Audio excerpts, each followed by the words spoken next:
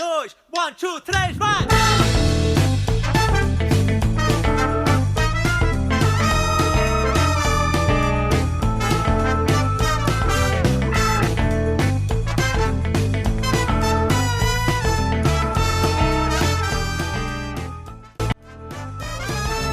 Fala galera, sejam bem-vindos ao Café Católico, aqui quem fala é o seminarista José, e hoje, no programa do Café Católico, nós vamos falar sobre tradição.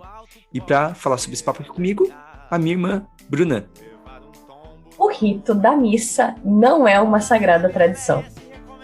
E é isso, hoje é nós dois, eu e a Bruna aqui, vamos fazer esse programa, então pega o seu café e vem aproveitar mais esse episódio do Café Católico.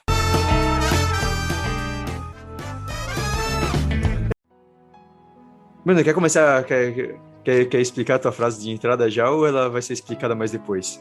Não, eu posso dar uma explicada, mas talvez ao longo do programa fique mais claro qual é a questão. O rito que nós usamos na missa, ele é alterado, assim, durante a história da humanidade. A história da igreja, ela vai sendo alterada. Então, existem pessoas que se apegam a uma tradição humana, a um rito específico, e acham que só esse rito é o correto. Não, claro, existem formas corretas de fazer o rito, mas na Igreja Católica a gente tem, sei lá, mais de 15 ritos válidos, né? Então, ritos, no caso, assim, nós aqui no Brasil a gente usa a missa de Paulo VI, né? Isso. Que é a missa de rito ordinário. O rito ordinário latino. Para quem não sabe o que a palavra ordinária é comum, tá? É a palavra sofisticada para comum. Porque geralmente pensam que, né? Então, existe o rito ordinário e os ritos extras são os extraordinários. Então, por exemplo, no Brasil, em alguns casos, pode ter, por exemplo, o rito extraordinário do rito tridentino, por exemplo.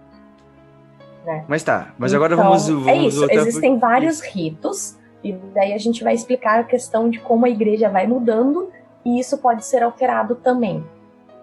Então, esse tema aqui foi uma sugestão de um ouvinte nosso, lá, o Thiago Naziazeno, lá do Pará. Então, a gente perguntou o que a gente deveria falar no Café Católico, e ele sugeriu. E aqui, então, nós vamos falar hoje sobre a Sagrada Tradição. E diferenciar o que é essa Sagrada Tradição, ou a tradição com T maiúsculo, como aparece às vezes, né? Ou tradição apostólica, também a gente pode usar esse termo, das tradições, das diversas tradições, as tradições eclesiais, que vão ser tradições devocionais, tradições litúrgicas. Pode substituir agora para ficar mais fácil, talvez costumes. Né? Eu acho que vamos usar hoje para usar o tema tradições, né? Porque então a gente vai usar o tema Sagrada Tradição e tradições, para diferenciar, né? Então, Sagrada Tradição e tradições. Para a gente falar sobre Sagrada Tradição, eu já vou indicar aqui para vocês que tem o trecho que é do parágrafo 74 ao 83 do Catecismo, que vai se aprofundar mais nessa questão da tradição. Né? Depois eu começo a discutir mais umas coisas, mas parte da tradição vai estar nesses parágrafos, dentro do artigo que fala sobre a transmissão da revelação divina. Então, primeiro a gente tem que entender assim, né? Para a gente entender a tradição, a gente tem que entender que o que a gente sabe sobre Deus é porque Deus se revelou a nós. Né? Deus decidiu se revelar. Né? Deus se revela ao homem. Então, foi da parte de Deus, né? Coube a Deus se revelar a nós. Se dar a conhecer. Né? Como vai estar, por exemplo, vai deixar entender em Efésios 1:9, né? Então, por meio de Cristo, principalmente Jesus Cristo, que se revela inteiramente a nós, o homem ele tem acesso à verdade de Deus. Então, ele tem acesso ao conhecimento de Deus. Então, Deus se revela, e essa revelação, ela então deve ser anunciada, deve ser transmitida por gerações. E é nesse contexto da transmissão dessa revelação de Deus que nós vamos estar falando da Sagrada Tradição. A gente até tem o apoio, isso, se for ver, os apóstolos que escreveram na Bíblia, eles colocam isso, né? Então, tem passagens da Bíblia São Paulo, São João, um evangelista, que eles falam, no Evangelho, acho que é de São João, que ele fala que Jesus fez muitas outras coisas, mas não caberia em livros escrever tudo, né? E Paulo diz que fica feliz que vê que preservam e perseveram na fé, não somente no que ele escreveu, mas também no que ele ensinou pessoalmente, né? Isso, exatamente. Existem coisas que a gente aprende. Exatamente, isso. Então, essa transmissão da revelação, eu ia dizer que, e que daí entra das coisas escritas, coisas faladas, coisas que a gente aprende, até lá no Catecismo, então vai dizer, né, que a pregação apostólica, então, os apóstolos conviveram com Jesus, tudo, e começaram a anunciar a palavra de Jesus, começaram a anunciar o evangelho, né? Jesus deu essa ordem para eles, eles começaram a evangelizar. E então, houveram basicamente duas formas de transmissão dessa pregação dos apóstolos: a pregação oral e a pregação por escrito. Então, ora, eles simplesmente chegavam lá falando como a gente, e alguns decidiram escrever algumas coisas, escrever cartas, né? Que, por exemplo, as cartas que nós temos na Bíblia hoje, e talvez outras cartas que a gente nem sabe, né? A gente nem tem, nem temos noção, né? Se eu não me engano, é na carta de Tiago que ele faz referência a uma carta que não está na Bíblia. Que é e que não é um texto apócrifo nesse caso. Tipo, meio que assim. É porque existem várias. Assim, outra coisa que eu acho que é a tradição da igreja, tem um nome pra cada coisa. Isso. Muitos nomes diferentes. Até a toalhinha que enxuga a mão do padre tem um nome diferente. Então, acho que é a tradição da igreja. Ensinando os nomes, explicando as coisas. Então, assim. Então, quando a gente fala do oral, né, os apóstolos pregavam algo que a gente vê relatado por escrito até, né? O que a gente vê, por exemplo, no Atos dos Apóstolos? A gente vê o grande relato dos apóstolos pregando, né? Indo de cidade em cidade, indo de povoado em povoado, pregando, falando de Jesus, dando o exemplo, né? Vivendo uma comunidade de união, de amor. Tudo isso era a transmissão da revelação divina. Tudo isso era a transmissão daquela revelação, daquilo que Deus havia revelado. Revelado primeiro ser revelado primeiro a Abraão, né, o pai da fé, depois a Moisés, depois os profetas, né, até Jesus Cristo, né, a grande revelação de Deus se dá em Jesus Cristo. E o que os apóstolos fazem é transmitem essa revelação, transmitem aquilo que eles ouviram. A gente vai ouvir esse termo, né, muitas vezes na boca de São Paulo, a gente vai dizer, eu transmito aquilo que eu aprendi, aquilo que eu ouvi, né. Ou, por exemplo, do início do Evangelho de João, aquilo que nós ouvimos, né? Nossos olhos viram, os nossos mãos tocaram, né? Ou seja, aquilo que eles vivenciaram, eles estão transmitindo agora. Então, tudo isso entra dentro do que é essa tradição que é transmitida, né? Essa sagrada tradição, né? Os ensinamentos que são transmitidos. E a igreja mantém isso muito vivo. Né, isso do passar oralmente, você ensina as coisas muito. Por ver, as grandes orações da igreja, por mais que estejam escritas, a gente aprende de uma forma oral. A gente aprende escutando. O evangelho mesmo, que fala. Se a gente, acho que todo mundo já escutou isso de algum padre em alguma missa. Que se tu for numa missa diária, em 3 anos, você escuta a Bíblia inteira. Então, tipo, é uma forma de você... Eu conheço uma senhorinha, tá, que ela fez essa experiência. Até comentar isso pra você, tá, José? Eu não sei se você sabe disso. Mas de uma amiga minha, a avó de uma amiga minha, ela foi porque ela é analfabeta e ela queria saber toda a Bíblia. E ela foi 3 anos certinha da missa todo dia pra saber a Bíblia. Porque o padre disse que se ela fosse, ela ia saber a Bíblia inteira. E ela foi, deu um jeito de dar a Bíblia. Isso a gente vai detalhar mais pra frente no programa que a gente vai falar sobre a Bíblia. Mas a questão aqui, por que a gente tem que... Eu quero reforçar bem essa questão da revelação divina. É pra gente entender que tudo aquilo que é transmitido pela igreja não é nada criado pelos homens. É revelação divina. Revelação divina é que ora é transmitida oralmente, ora é transmitida por escrito. Mas a Constituição Dogmática Dei Verbum, ela vai dizer isso sobre a necessidade da revelação. É por causa da revelação que nós podemos conhecer Deus. Nós não poderíamos alcançar Deus sozinhos. Realmente sozinhos. Teria um limite do nosso conhecimento, digamos assim. né? Então, é preciso, tem coisas que só são acessíveis se Deus se revelar a nós. Então, o concílio até diz que Deus, princípio e fim, ele pode se conhecer pela luz natural da razão. Isso é uma coisa importante entender, que pela luz natural da razão, a partir das criaturas, eu posso conhecer Deus. Mas, de certa forma, eu entender que a própria criação já seria uma forma de revelação de Deus também. Né? Então, eu posso, não preciso necessariamente uma revelação, assim, né? Deus falando para mim, a Bíblia. Assim, pela lógica você pode chegar em Deus. Como Santo Agostinho fez. Pela filosofia, ele chegou... Primeiro ele pensou que, né, aquela coisa assim, meio, existe algo a mais, papai, daí ele caiu em Deus. Isso. Por isso ele vai dizer aqui, né, por exemplo, vai dizer que apesar disso que eu poder conhecer pela razão, né, lá no Dei Verbo vai dizer, mas ensina também que devem atribuir-se à sua revelação, poderem todos os homens conhecer com facilidade, firme certeza e sem mistura de erro, aquilo que nas coisas divinas não é inacessível à razão humana, mesmo na presente condição do gênero humano.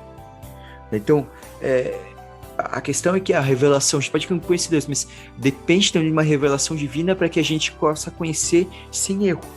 Né? Para que todos os homens conheçam com facilidade, firme certeza, livre de erro, né? O que é divino, o que é divino e o que não é. Então, Deus se revela e nós precisamos aceitar essa revelação.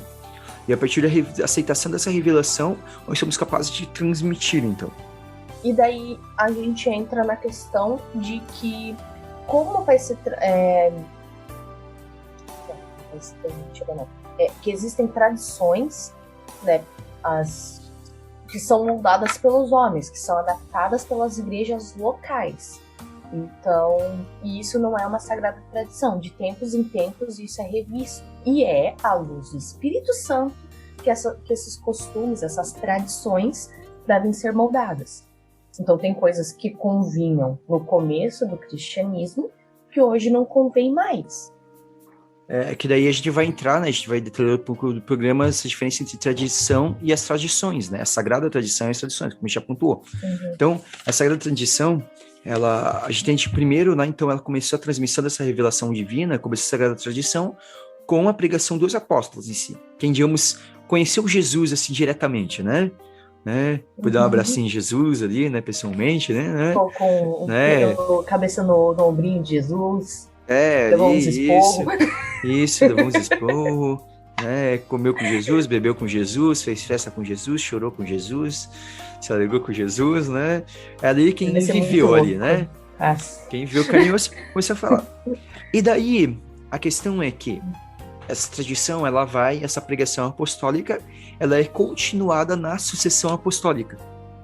Então, aí vai uma outra nota de conhecimento, né? Que quem são os apóstolos hoje em dia? Que é a figura dos sucessores dos apóstolos? Os apóstolos da igreja hoje são os... bispos. Exatamente. O Papa e os bispos. Porque o Papa também é um bispo. O Papa também é um bispo. É a ordenação máxima da igreja. Papa é título. Exatamente. Aí, outra tradição, chamar o bispo de Roma com o termo Papa é tradição pequena. Não é sagrada tradição. Isso. Então, essa transmissão viva, continuada, realizada pelo Espírito Santo, que é chamada de sagrada tradição, né, de tradição, enquanto ela se distingue da Sagrada Escritura, porque Sagrada Escritura é aquilo que está escrito, Sagrada Tradição é aquilo que é transmitido por viva voz. E é interessante que a própria Bíblia também, né, para combater aquilo que vai ser deturpado vai ser deturpado muito a partir da Reforma Protestante, né, contestado por Lutero e outros reformadores, da questão da tradição, a própria Bíblia vai trazer algo assim, né? Então, que é o que está escrito na segunda carta de Tessalonicenses, né? Assim, pois, irmãos, ficai inabaláveis e guardai firmemente as tradições que vos ensinamos, de viva voz ou por carta. Né?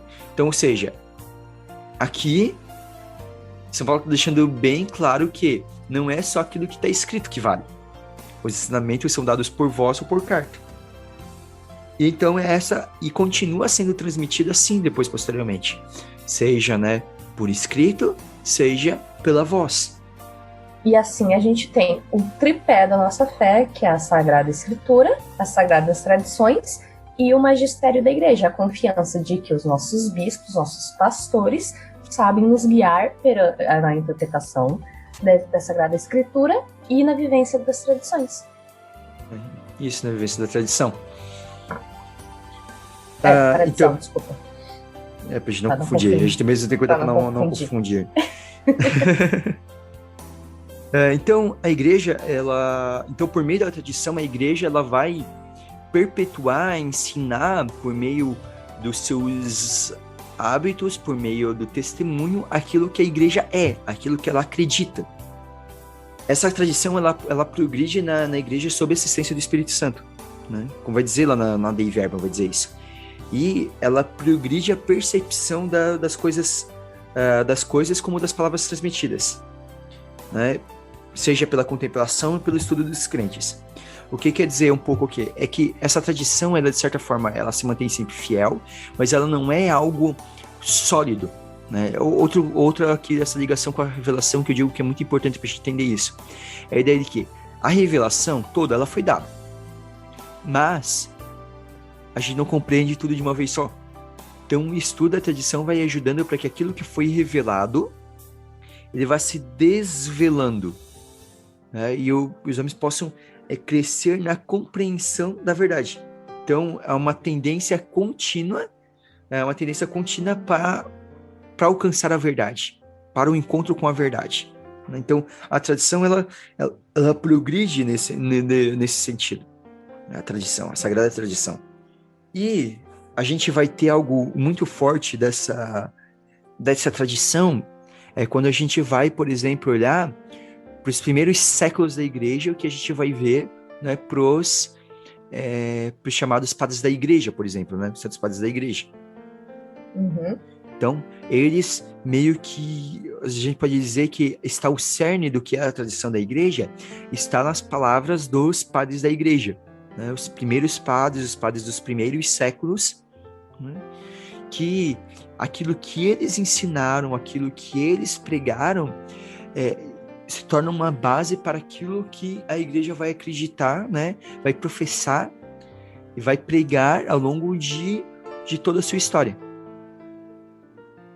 Que, tipo, a gente consegue, quando a gente lê os textos, né, cartas desses padres ali, né, você percebe que a igreja nesse ponto é imutável. As verdades de fé, né, tipo, continuam as mesmas. Aquilo ali, daí vão dizer assim, pode vir alguém falar, mas tem um textinho de ciclaninho que não vai... Ok, mas existem pessoas que não eram. Alguns que têm, os textos foram preservados, mas que não são considerados padres da igreja, não são o primórdio da igreja. Eram pessoas que já estavam indo por outro caminho que não era o certo. Isso tem desde o começo. Lutero não foi nem um pouco inovador. Não, eu vou fazer um parênteses aqui rapidinho, tá, José? Aqui pra você, tá? Isso a gente pode cortar depois. Mas a gente descobriu uma heresia, tipo, do século III, eu acho, uma coisa assim, tá?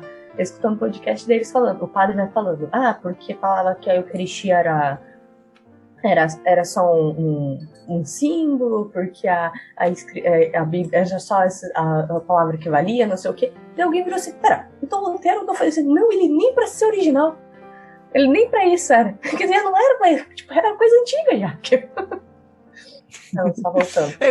Isso se limita... Não, mas isso é legal compartilhar, porque daí é uma coisa que a gente vai falar assim. A gente vai se aprofundar, vai falar com mais detalhes. Isso é quando a gente vai fazer a gente vai ter que fazer um podcast sobre a Sagrada Escritura. Mas aqui a gente está falando de Sagrada Tradição, a gente vai pontuar que existe uma relação íntima da relação entre Sagrada Tradição e Sagrada Escritura. Talvez alguns já possam ter percebido pelo que a gente vinha falando, né? A pregação, né? Olha, falar da hora escrita. Então existe essa estreita relação. E quando a gente vai estudar, a gente vai descobrir que o cânon, ou seja, quais são os livros que compõem a Bíblia, foram decididos alguns séculos depois. E para decidir isso, o que foi utilizado? Foi utilizado a tradição. Ou seja, olhou-se para os primeiros séculos da igreja e falou assim, tá, peraí, o que foi pregado até agora? O que foi ensinado? Qual a direção que a igreja andou até agora? Então, e a gente tem aqui uma confusão de um monte de escritos, que a gente não sabe se foi escrito pelos apóstolos ou não. Por exemplo, porque, para dar um exemplo, hoje a gente sabe que a carta aos Hebreus não foi escrita por Paulo. Uhum. Então, não foi escrita por Paulo, mas na época atribui-se a Paulo. Não foi escrita por Paulo. Mas ela não perde a validade porque a gente não sabe quem foi escrito, porque foi escrito. A questão não era o nome que estava ali, porque isso não podia não ter certeza se foi escrito por aquela pessoa ou não. A questão é que o conteúdo estava de acordo. O conteúdo estar de acordo com aquilo, ter coerência com aquilo que estava sendo pregado nos séculos, né, os padres da igreja. Sim. E aí que a gente vê essa relação, né, daquilo que os padres da igreja escreviam, né, dos padres, desses primeiros santos. Porque se for ver até uma questão, isso, tá? Até o que é aceito, por exemplo, historicamente, né? Se tu for pegar como é feito academicamente, um texto histórico ser aceito como algo válido ou não, é que tem que ter várias cópias, tem que ser distribuído, não pode ser uma coisa isolada. E é isso que acontecia com os textos que entraram na Bíblia. Tem muito texto apócrifo que não era conhecido, era tipo, tinha uma ou duas cópias. Então, tipo, cara, se não se disseminou, é porque não era de Deus. Era tipo usado em uma comunidade. Era usado em uma comunidade só, né? Ou às vezes alguns ensinamentos que eles viam que, poxa, esse ensinamento aqui, ele vai contra o que foi pregado, né, por séculos, que está sendo pregado aqui por 200 anos aqui, e de repente, não, esse texto aqui, ele não tem nada a ver com o que de maneira universal é aceito na igreja, no pensamento da igreja. Tá, peraí, que não condiz, não tem coerência. Então, assim, a gente vai falar isso com mais calma. A gente vai falar isso em outra. E a gente vai ter que fazer porque tem todo um processo aí de explicação de como que existe toda uma questão, né, científica de estudo dessa relação da aceitação. Um canonista para colocar. Acho que é um canonista para falar disso. Não é um canonista, não, mas podemos procurar um biblista. Um biblista. Não é canonista? Não é canonista. Canonista é quem estuda o Código de Direito Canônico. Cara, isso é muito confuso as nomenclaturas da igreja. Com todo respeito, assim, sabe? Amo a minha igreja, amo a nossa igreja e tal. Mas é muito confuso. Canonista é quem estuda o Código de Direito Canônico, como seu orientador espiritual, Bruno. É um canonista. É verdade. Ele é um canonista. Nós temos um biblista na nossa diocese. Nós temos um biblista na nossa diocese, que é o Padre Armando. Que o Padre Armando, se esse programa, por acaso você ouvir esse programa, sabe que o senhor está convidado para participar, né? Vamos ter que fazer esse programa sobre a Sagrada Escritura. Talvez conseguir convidar o Padre Armando. Se você, jovem da Diocese de Joinville, conhece o Padre Armando, e você quiser falar para ele do podcast, você pode falar: olha, porque o senhor não vai participar do Café Católico? Vamos tentar, né? Vai que conta. Vai que chega. Então, existe essa ligação, né? Então, a Sagrada Escritura é a palavra de Deus escrita por inspiração do Espírito Santo, e a Sagrada Tradição transmite integralmente a palavra de Deus, confiada por Jesus Cristo e pelo Espírito Santo aos apóstolos. Então, essa tradição, essa transmissão. E as duas estão interligadas com o que a Bruna já falou antes, com o Sagrado Magistério, que é o magistério eclesiástico, ou seja, a magistério que a gente está falando de ensino, né? Então, a igreja é confiado, esse depósito de fé que está contido na Sagrada Tradição e na Sagrada Escritura é confiado à igreja que cabe a ela interpretar a palavra de Deus e a palavra de Deus e a Sagrada Tradição, né, e transmitir o ensino de uma maneira clara e sólida para os fiéis. Então aqui a gente tira um exemplo que, para botar em outras palavras, assim, é o seguinte: a gente não chega à conclusão sozinho, seja sobre a palavra de Deus, sobre a tradição, isso aqui não se faz sozinho, tá? Por isso também, talvez, que a gente olha que Jesus não escolheu só um, né, pra seguir ele pegou 12, porque sozinho não ia dar jeito. Tinha que ter mais de um pensando junto. Isso, é comunidade, não é uma coisa solitária, não é um papel sozinho, assim. Então, a gente, quando a gente vai interpretar qualquer coisa, a gente tem que colocar aquilo em relação com o que a igreja diz, com a igreja diz ao longo dos séculos, né? Então, o que a gente vai dizer, então, basicamente isso. A Sagrada Tradição e a Sagrada Escritura, ou seja, elas, no fundo, elas têm a mesma fonte. O que? Ou seja, a revelação de Deus. Né? Jesus que revela pessoalmente aos apóstolos, e o Espírito Santo que os inspira. Guia as duas coisas. É a mesma fonte, mas transmitidas de maneiras diferentes. Né? Então, por exemplo, assim, para a gente colocar até numa forma, a gente dizer assim, a gente podia escolher, né? Então, alguém que é um pregador, que a gente pensa assim, né? A gente pensa assim, vamos pensar no próprio Papa Francisco. Você tem aquilo que são as pregações dele, e você tem aquilo que são os escritos. Então, tudo tem uma mesma fonte. A fé que ele tem, a fé católica que o Papa Francisco tem. Mas ele transmite de maneiras diferentes. Ora, ele transmite só falando, ora, ele transmite escrevendo. Na carta encíclica. E uma não é maior que a outra, uma não é menor que a outra, as duas são...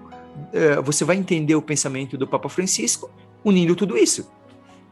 Né? É na união do que ele fala, do que ele fala, com aquilo que ele vive, com aquilo que ele escreve, você vai entender o que o Papa Francisco diz. Então, dessa forma, com a fé católica. Então, o que é a fé católica? O que é a palavra de Deus em si? A palavra de Deus é aquilo que está escrito na Bíblia e aquilo que foi pregado oralmente e passado ao longo dos séculos por viva voz e acabou sendo, em algum momento, né, escrito, claro, em outras, foi vivido pelas comunidades, vivido pelas igrejas, pelas comunidades locais, né? Então, em algum momento, acabou sendo escrito por outras pessoas, e isso tudo constitui a tradição. Mas tem a mesma fonte. E para você entender tudo, você precisa olhar tudo isso junto. Todo esse pacote junto. Tu olha só uma das coisas, você está errado.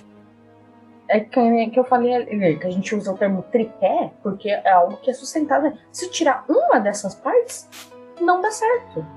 Não Exatamente. Vai muito pra frente. A partir daí a gente pode dar alguns exemplos, talvez, do que seriam. Então, daí, só para embasar um pouquinho mais, antes de entrar no exemplo mesmo, né? Então, só para pegar, né, o finalzinho que eu falei desses parágrafos do catecismo, a gente está usando basicamente o catecismo Dei Verbum para falar isso daqui. E então, lá no parágrafo 83, ele vai dizer sobre a tradição apostólica e tradições eclesiais. Então, ele vai dizer que ele vai ressaltar, né, então, que a primeira geração de cristãos ele não tinha um Novo Testamento escrito. Então, o que era o Novo Testamento para eles? A existência do Novo Testamento ele atesta a tradição. O Novo Testamento só existe por causa da tradição. Então, porque a igreja é sustentada pela pregação. E daí vai dizer que é preciso distinguir a tradição de tradições disciplinares, litúrgicas ou devocionais, que surgem ao longo do tempo nas igrejas locais. E que aí a gente pode dar alguns exemplos, porque isso são tradições que às vezes podem ter um alcance grande na igreja, podem existir de formas mais particulares. Então, Bruna, quer dar um exemplo aí? De uma tradição disciplinar, por exemplo? Por exemplo, a ordenação do sacerdote, né? Que hoje é exigido que o homem passe pelo menos 6 anos em seminário para então poder ser ordenado, né?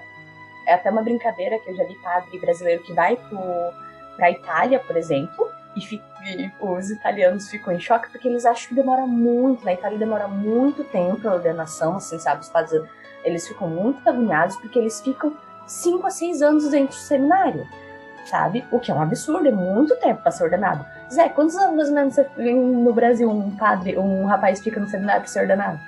Olha, de 8 a 10.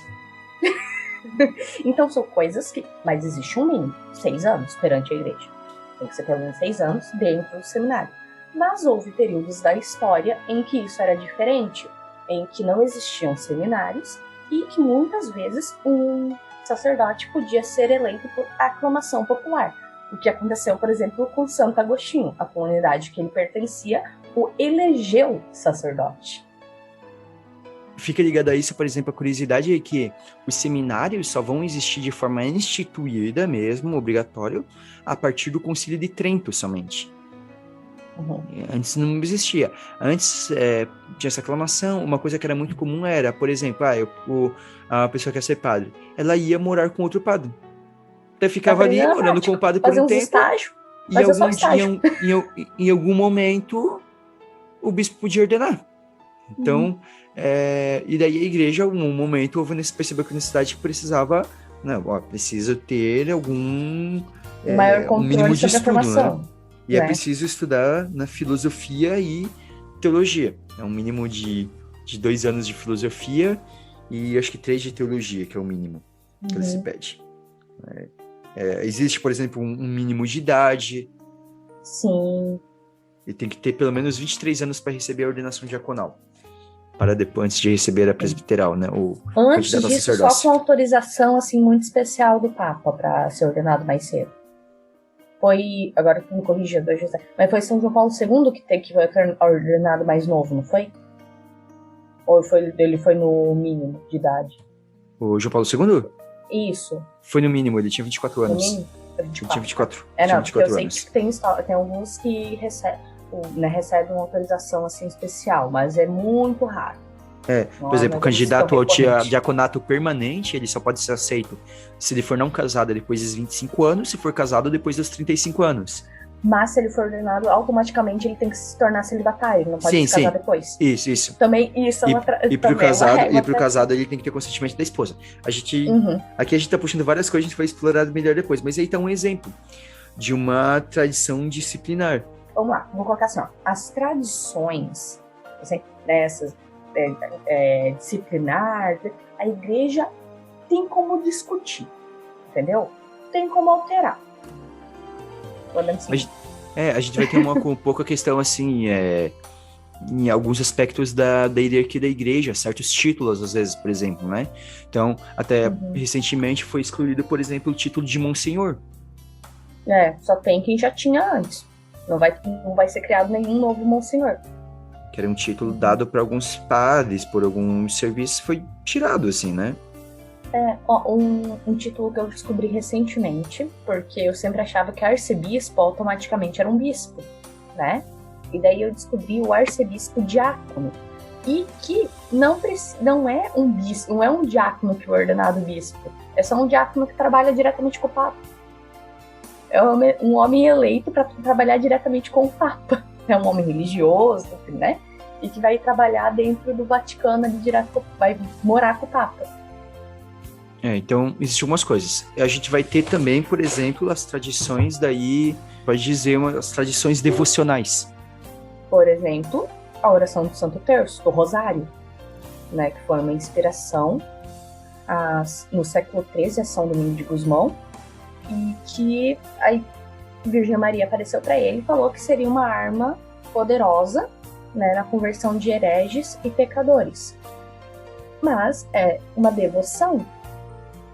E as devoções não são obrigatórias para salvação, certo, José? Esse tipo de devoção.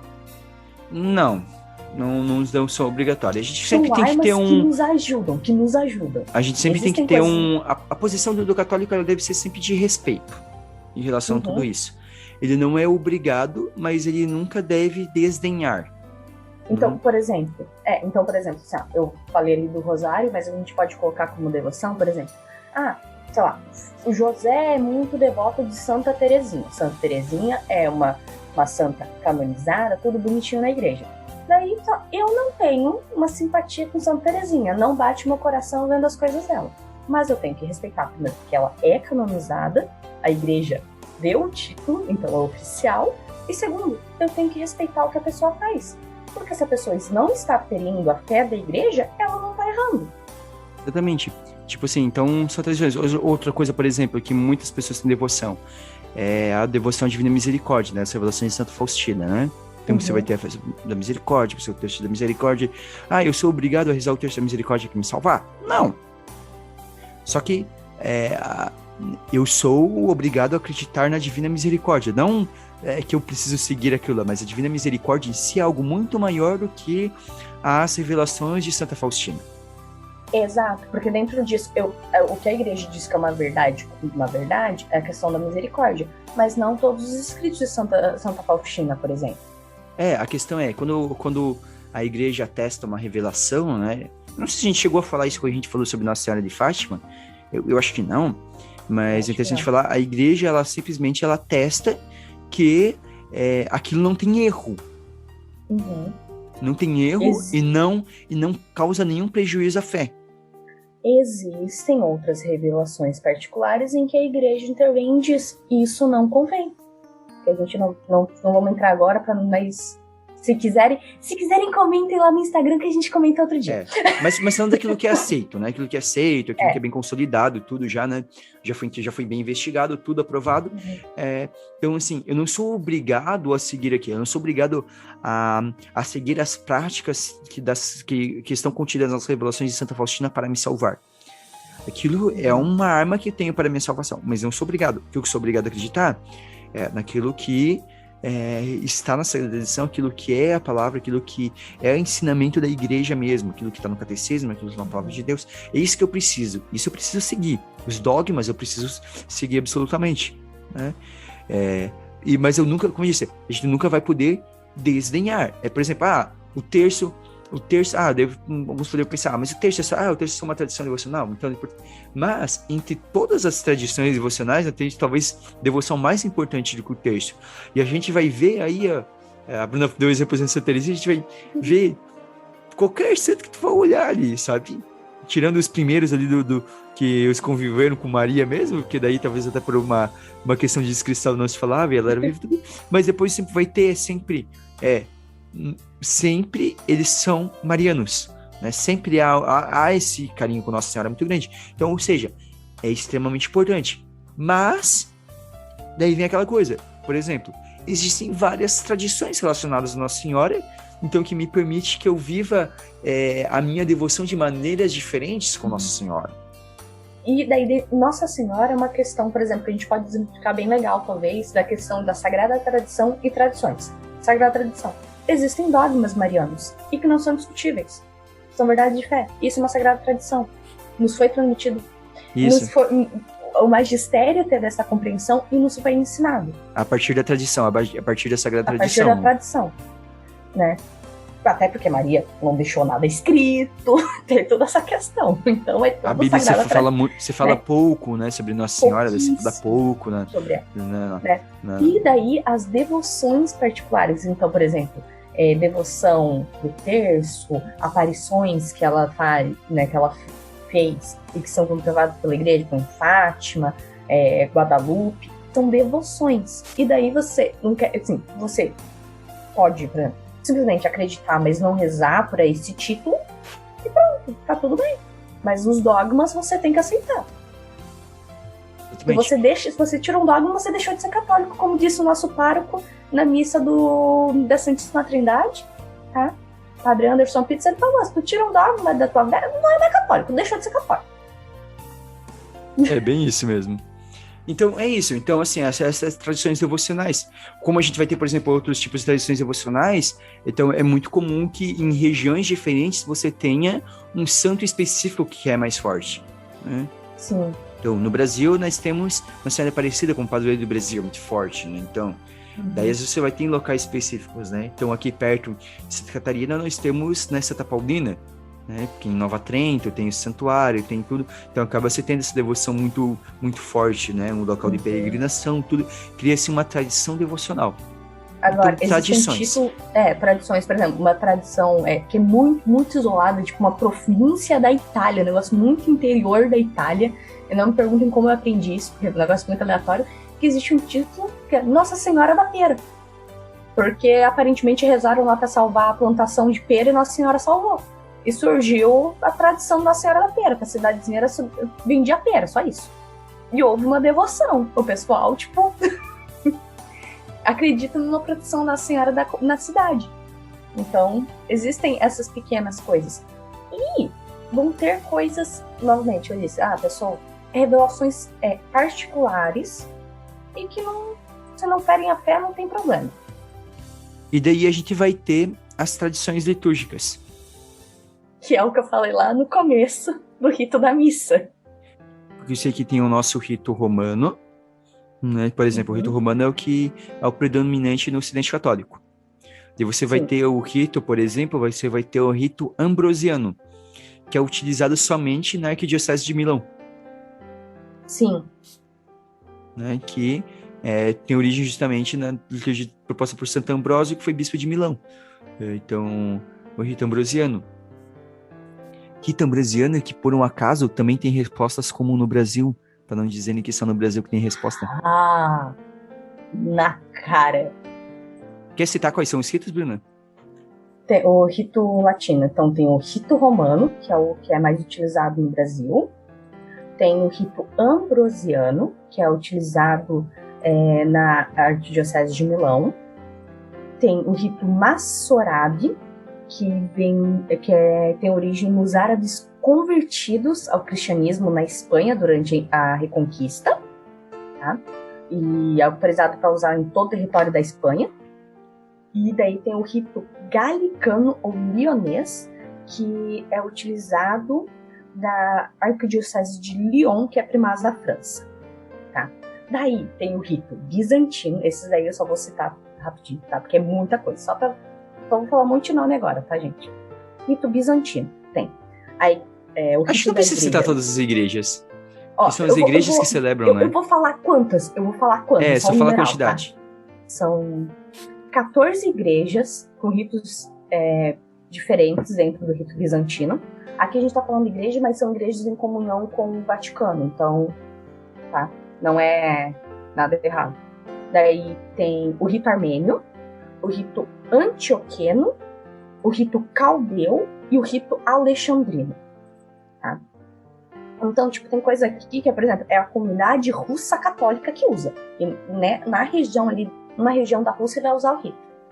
Daí, assim, daí tu pergunta, se um católico brasileiro tá no meio da Rússia lá, perdido, só tem aquela missa pra ir, ele pode ir nessa missa, José? Pode. Ele pode comungar? Pode. Por quê? Porque são católicos também. É tudo rito católico. Isso a gente vai ter que falar, a gente vai ter que fazer um programa mais específico sobre isso, sobre liturgia. Que vai explicar. Porque aqui a gente tá falando sobre. Senão a gente vai. Porque vai todo um outro programa pra gente explicar isso.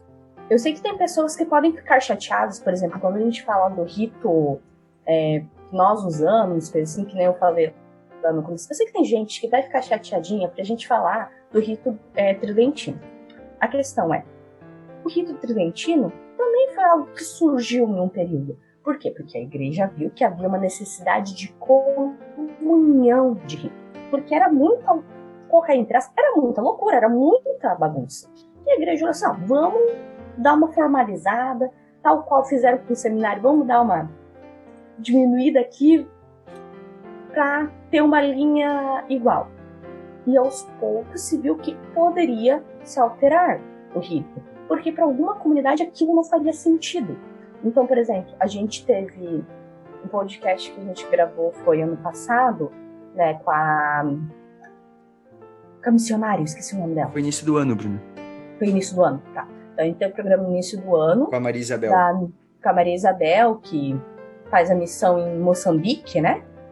Isso. E que ela falou, por exemplo, que uma das coisas diferentes dentro do rito deles, e que dessa posição isso não altera o rito de fato, mas que pra gente talvez seria estranho a gente cair numa missa assim, que durante o evangelho eles ficam sentados. Mas eles ficam em pé e depois sentados ali, duas vezes. Eles ficam de pé quando é proclamado, e quando tem, né, a proclamação. E daí ali de uma segunda vez com eles sentados. E uma segunda vez sentados. Mas você sabe uma outra tradição litúrgica interessante? Por exemplo, na Espanha é permitido que na solenidade da Imaculada Conceição da Virgem Maria, na Espanha, é permitido utilizar casulo azul. Foi uma coisa concedida no século XIX pelo especial empenho do clero espanhol na defesa do dogma, desse dogma, da Conceição. Então, no século XIX, foi concedido isso, e daí só na Espanha, e só especificamente nessa unidade, pode-se utilizar o paramento azul, né? Como azul que não é uma cor litúrgica própria da igreja. Sim. E aqui a gente está falando não de detalhes azuis, porque o branco da galeria azul é permitido. Realmente. É a vestimenta mesmo azul, a cor primária é azul, não é? Uhum. Então, é uma coisa assim, então é uma tradição litúrgica. Bom, eu acho que é isso, né, Bruno? Eu acho que a gente conseguiu explorar o que é tradição, o que... Assim, como a gente colocou até lá no Instagram, quando é Thiago, né? Isso. Quando o Thiago sugeriu, ele, na verdade, ele pediu falar sobre a tradição da igreja. Ele ainda brincou assim, é um assunto praticamente infinito. Porque é muita coisa pra falar. É porque, na verdade, a Sagrada Tradição vai englobar muita coisa. Isso. E tudo ligado à na Sagrada igreja Tradição. tem um sentido. Tudo na igreja tem um sentido final, que é a evangelização, é catequizar. Então, existem várias coisas que englobam. Então, essa é a riqueza e a beleza da nossa igreja, que ela fala para quem quiser ouvir. É isso, é que tá muito ligado, né, muita coisa da Sagrada Tradição, então, mas é isso, a gente entender, né, então, existe a Sagrada Tradição e as tradições, né, e a Sagrada Tradição, ela tem o mesmo valor que a Sagrada Escritura, ela não é maior nem menor, é igual, junto, né, ambas são transmissões da fé, então é isso que a gente tem que deixar claro, né, e depois, mais à frente, a gente... Isso é um assunto quase infinito, porque, na verdade, a Sagrada Tradição vai embasar muitas coisas que a igreja vai falar. Então, de doutrina, de dogmas, como a gente já comentou. Então, eu acho que é isso. Bruna, podemos partir, então, agora para as nossas dicas culturais? Vamos lá. Eu vou gritar para o mundo ouvir que a felicidade está aqui. Eu encontrei. Então, Bruna, qual a sua dica, suas dicas para nossos ouvintes? Então, a minha dica inicial é para entrar no site e seguir no Instagram o pessoal do O Catequista, o casal, né? O Alexandre e a Vivian, e que são muito bons. Eu li bastante coisa deles para ter uma noção aqui pro episódio. E eles são muito, muito legais mesmo. E bem equilibrados, o que é importante na nossa fé. Seguir pessoas equilibradas. Divulguem o programa, marquem eles e falam pra eles gravar um programa com a gente. Cara, assim, eu daria um mini ataque cardíaco, mas seria muito, muito legal mesmo. Por favor, gente. A minha segunda dica é: desconfiem de qualquer pessoa que ataque a sagrada tradição da igreja, tá? Ou que santifiquem tradições locais, falando como se fossem sagradas tradições. Uma dica cultural mesmo, né? Eu vou indicar o filme... Ai, Jesus, qual é o nome? Beleza. Três anúncios de um crime, e que eu assisti essa semana pelo trabalho da faculdade e é muito interessante, bem premiado pelo Oscar, tudo, e dessa vez a academia acertou, então essa é a minha indicação. Então, eu vou indicar a Constituição Dogmática Dei Verbum, né? Então, um dos documentos do Concílio Vaticano II. É bem pequenininho, tu consegue ler aqui em uma horinha aqui, tu lê bem de boa isso aqui. Menos uma horinha, vou colocar uma horinha assim. Dá pra você ler. E é uma excelente leitura. Bruna, considerações finais? Me sigam no Instagram, no @café.católico, né? E deixem seus comentários. Quando a gente colocar a caixinha de novo, provavelmente a gente vai colocar aí nos próximos dias, caixinha de sugestão. Comentem, porque você pode nos ajudar a fazer um tema interessante, bem legal. Né? Você pode ser usado pelo Espírito Santo para criar um tema para esse podcast. Então, nos dê sugestões, assim como o Thiago que sugeriu esse tema que a gente está fazendo hoje. E em breve a gente vai estar completando um ano de podcast. Então, deem dicas lá. A gente está pensando aí, estamos organizando, pensando em algumas coisas especiais. O que vocês gostariam de ver nessa comemoração de um ano do podcast? Não sei se a gente vai fazer uma coisa tão incrível assim. Não vou prometer nada, porque daí qualquer coisa que a gente fizer tá bom. Mas estamos completando já 1 ano de podcast. E nos sigam lá no Spotify, no Deezer, na Amazon Music, né? Então nas plataformas de podcast. E ajudem a espalhar esse programa. Então é isso. Um grande abraço a todos e até o próximo Café Católico.